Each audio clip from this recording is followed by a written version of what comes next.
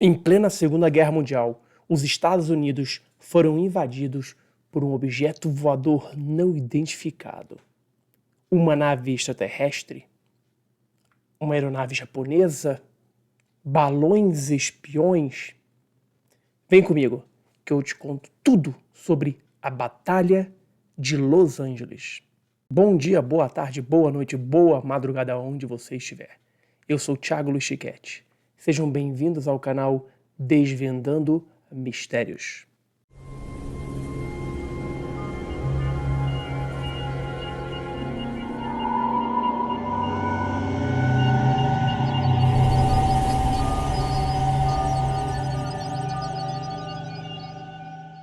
E hoje eu trago para vocês um dos casos, um dos eventos ufológicos mais incríveis na história da ufologia mundial.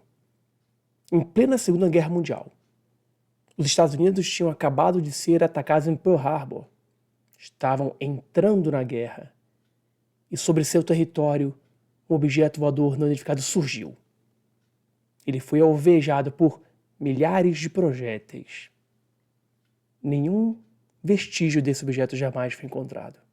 Mas eu vou te contar tudo sobre esse caso, que virou inclusive um filme em Hollywood. Mas antes de eu contar tudo sobre essa invasão extraterrestre aos Estados Unidos, não se esqueça de se inscrever no canal. Marque também o sininho, para sempre que tiver um vídeo novo, você não perder nada e depois de ficar bravo ou desatualizado. Deixe também o like neste vídeo e nas outras centenas de vídeos que eu tenho aqui, inclusive entrevistas inéditas e exclusivas que você só encontra neste canal. Dê também o seu comentário, fale aí. O que você acha desses vídeos? Desse e de todos os outros.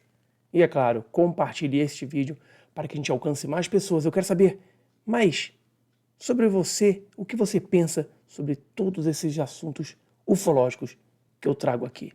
Vamos então para essa incrível invasão extraterrestre nos Estados Unidos. O que você acha?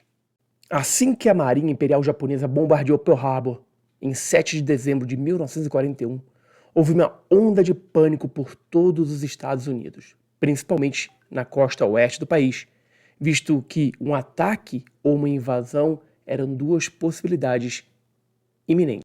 Tudo piorou quando as pessoas começaram a relatar os avistamentos de aeronaves que não eram do exército norte-americano sobrevoando a cidade de Nova York, causando uma histeria coletiva nos cidadãos e resultando na queda vertiginosa das ações na Bolsa de Valores.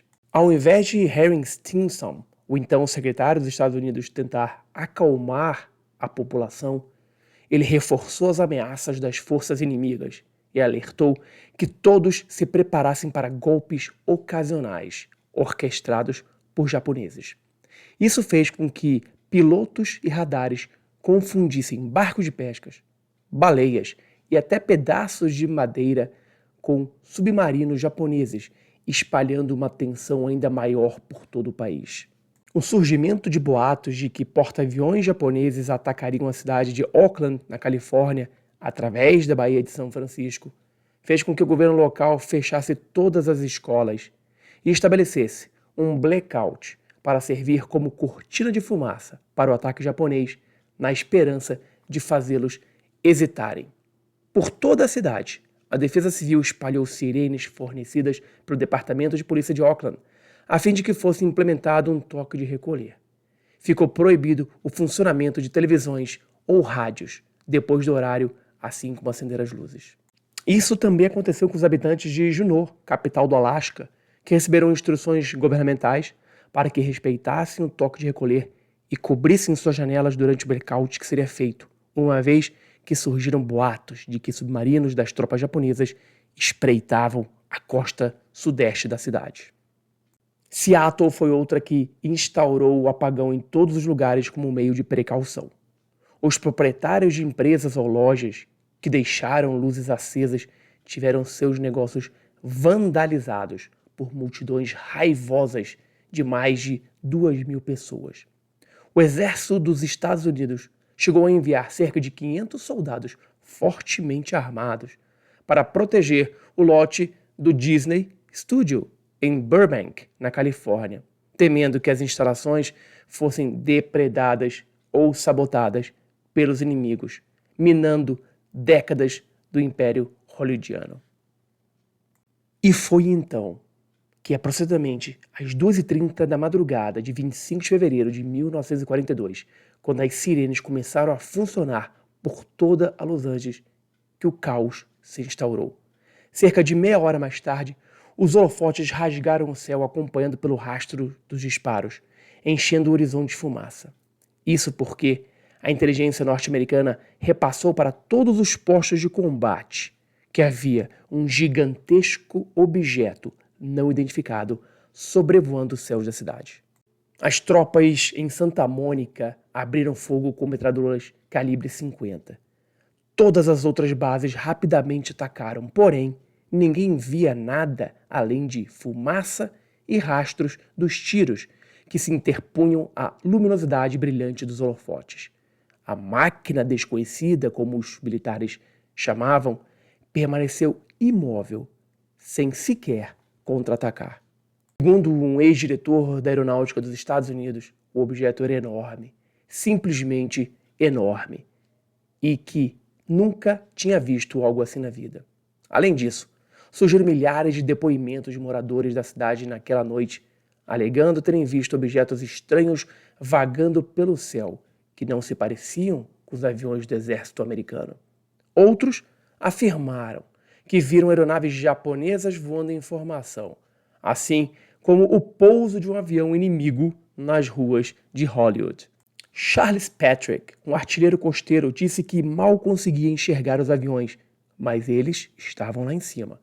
Ele afirmou que podia ver 6 aviões e os projéteis explodindo ao redor deles, como se fossem imunes.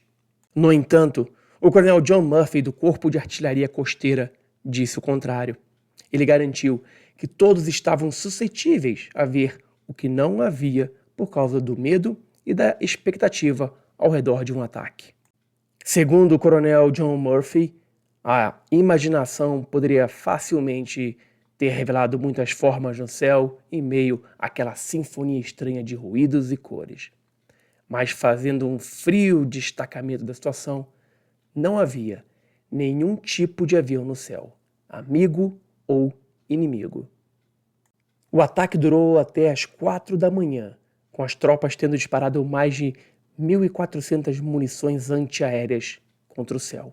Quando o sol raiou, as unidades militares americanas descobriram que parecia não ter existido nenhuma ameaça inimiga. Depois que Frank Knox, então secretário da Marinha dos Estados Unidos, declarou isso em uma coletiva de imprensa, dizendo que todo o incidente não passara de um alarme falso, incitado pela ansiedade causada pelos nervos de guerra, o Comando de Defesa Ocidental do Exército expediu um comunicado onde se lia que, embora os relatórios sejam conflitantes e todos os esforços estejam sendo feitos para apurar os fatos, está claro que nenhuma bomba foi lançada e nenhum avião abatido. Ou seja, não houve inimigos. Além disso, o general George Marshall apontou a possibilidade de o incidente ter sido orquestrado por agentes japoneses usando aviões comerciais que voavam mais alto do que os de guerra para dar início a uma guerra psicológica, para desestabilizá-los ainda mais depois do bombardeio em Pearl Harbor. O dano de todo esse falso combate recaiu sobre os habitantes de Los Angeles, que tiveram suas casas destruídas por projéteis de artilharia, assim como as janelas de vários edifícios da cidade. Não houve feridos graves, porém, 5 pessoas morreram em decorrência de ataques cardíacos e acidentes de carro durante o blackout. No entanto, a maioria dos meios de comunicação não compraram a resposta do governo para o incidente, uma vez que os relatórios eram contraditórios e apresentaram explicações diferentes para o episódio. O jornal Long Beach Independent, por exemplo, escreveu que havia uma reticência misteriosa sobre todo o assunto e parece que alguma forma de censura estava tentando interromper a discussão sobre o que de fato aconteceu. O deputado Leland Ford de Santa Mônica chegou a convocar uma investigação no Congresso para que explicações adequadas sobre o episódio fossem dadas. De acordo com entrevistas feitas pelo editorial do jornal The New York Times da época, muitas testemunhas avistaram um grande objeto flutuante parecido com um balão, enquanto outras enxergaram, de fato, uma nave. A foto publicada na manhã do dia 26 de fevereiro pelo Los Angeles Times despertou uma teoria ufológica ao redor do caso, com pessoas afirmando que tudo não tinha passado de uma tentativa de invasão extraterrestre. Em 1945, com o fim da Segunda Guerra Mundial, o governo japonês declarou publicamente que não teve nenhum envolvimento com o episódio de 1942, derrubando todas as teorias de opressão psicológica erguidas anteriormente. Em 1983, em uma conferência internacional, o Escritório de História da Força Aérea dos Estados Unidos definiu que os eventos do ataque aéreo de Los Angeles estavam vinculados ao lançamento de balões meteorológicos no dia, que serviram para ajudar a determinar as condições do vento, reforçando que a combinação das luzes incertas dos holofotes, fumaça e disparos podem ter feito os artilheiros acreditarem que estavam atirando em aviões, com uma tensão psicológica levando os habitantes a ver o que na verdade nunca existiu. Balões meteorológicos? Mais de 1.400 projéteis disparados para atingir balões meteorológicos? Sem deixar nenhum rastro, balões meteorológicos ficam parados no céu enquanto são atingidos por projéteis? Balões meteorológicos. Já ouvimos essa explicação em um outro caso muito famoso, o caso Roswell. Será mesmo que a explicação para a invasão extraterrestre em 1942 tenha sido realmente balões meteorológicos? E aí, o que você achou? Eu quero saber a sua opinião. Deixa aqui. Um abraço e até o próximo vídeo.